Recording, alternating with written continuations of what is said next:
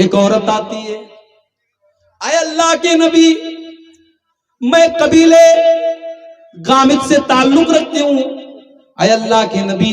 میں نے زنا کیا ہے، میں شادی شدہ ہوں، میں وواہت عورت ہوں، میں شادی شدہ عورت ہوں اور میں نے ایک مرد کے ساتھ زنا کر لیا ہے، اے اللہ کے نبی مجھے پتا ہے کہ اسلام میں شادی شدہ عورت اگر زنا کر دے تو اس کی سزائے موت ہے، اے اللہ کے نبی مجھے یہ سزا دے دیجئے تاکہ کل اللہ تعالیٰ قیامت کے دن مجھے سزا نہ دے، میں دنیا کی سزا تو گوارا کرنے کو تیار ہوں مگر آخرت کی سزا میں برداشت نہیں کر سکتی، اے اللہ کے نبی مجھے پاک کر دیجئے تاکہ کل قیامت کے دن میں پاک ہو جاؤں، مجھے دنیا میں زنا کی سزا دے دیجئے، میں آخرت میں یہ چھمتا نہیں رکھتی ہوں کہ میں زنا کی سزا سہ لوں۔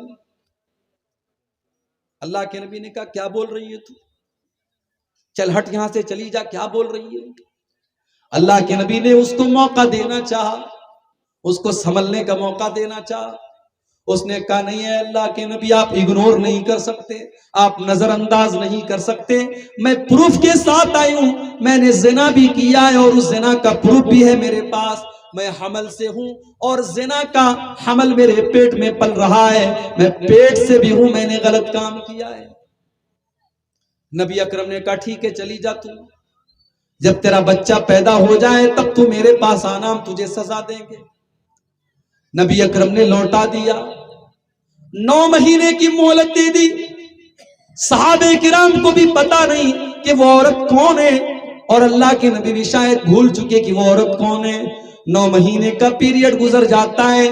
ایک دن پھر وہی عورت اپنے معصوم بچے کو اپنے ہاتھ میں لے کر کے آتی ہے، اے اللہ کے نبی کیا آپ نے مجھ کو پہچانا؟ میں وہی عورت ہوں جو 9 مہینے پہلے آپ کے پاس آئی تھی اور یہ مطالبہ لے کر کے آئی تھی کہ آپ مجھے سزا دے دیجئے۔ اے اللہ کے نبی اب تو یہ بچہ بھی پیدا ہو چکا ہے، اے اللہ کے نبی اس بچے کو اپنی کسٹڈی میں لے لیجئے اور میرے جیسی بدچلن عورت کو سزائے موت دے دیجئے۔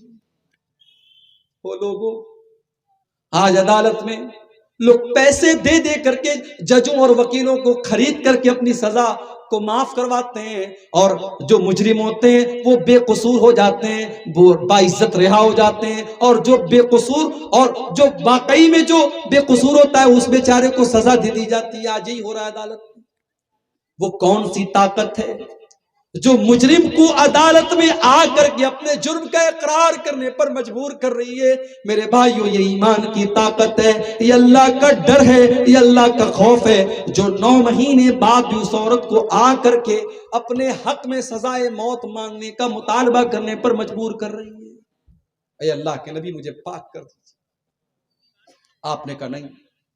ابھی تمہارا بچہ چھوٹا ہے، ماں کے دودھ پر ڈیپینڈ ہے،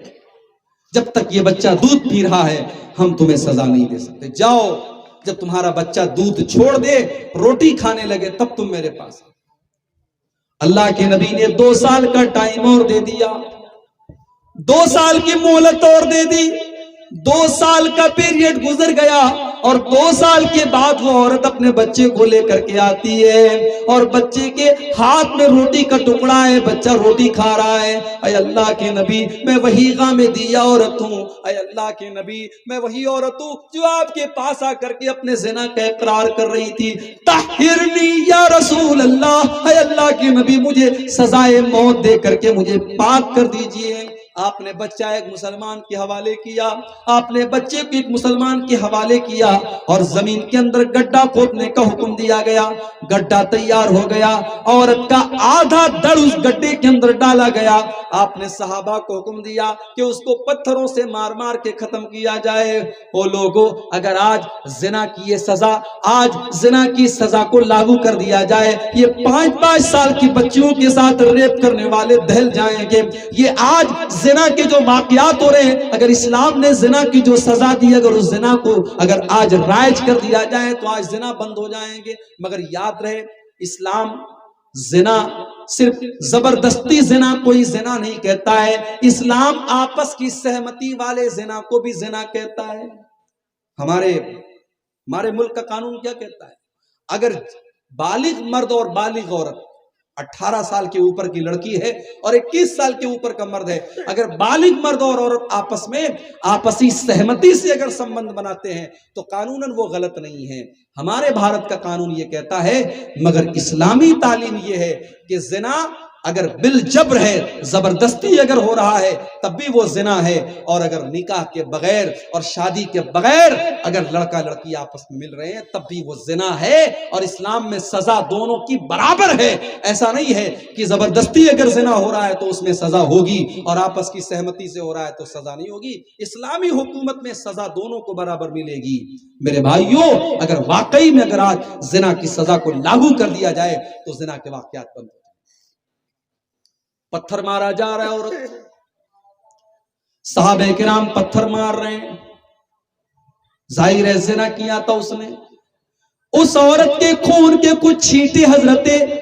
خالد بن ولید کے کپڑے پر پڑ جاتے ہیں اور ان کی زبان سے کچھ غلط کلمات اس عورت کے بارے میں نکل جاتے ہیں کہ ایسی بدچلن عورت اور ایسی ناپاک عورت کا خون میرے کپڑے پر لگ گیا۔ اس طریقے کے کچھ جملے حضرت خالد بن ولید کی زبان سے نکل جاتے ہیں۔ صحیح مسلم کی روایت ہے، اللہ کے نبی حضرت خالد کو ڈانٹتے ہیں اور کہتے ہیں محلن یا خالد، اے خالد خبردار خبردار، اے خالد تمہیں اپنی زبان سے ایسا کوئی لفظ نکالنے کی پرمیشن نہیں ہے، اے خالد تمہیں یہ کہنے کا کوئی ادھیکار نہیں ہے، اے خالد اس عورت نے تو توبہ کی ہے، اس نے تو خدا کر کے اپنے لیے سزا مانگی ہے، اے خالد لقد تابت توبتن لو تابہا صاحب مقسن لغفر لہو، اے خالد اس نے تو اتنی سچی توبہ کی ہے، اگر کوئی ڈاکو بھی ایسی توبہ کرتا تو اللہ اس ڈاکو کو بھی معاف کر دیتا، اس نے تو اتنی سچی توبہ کی ہے، اے خالد اس کی توبہ کا مذاق نہ اڑاؤ،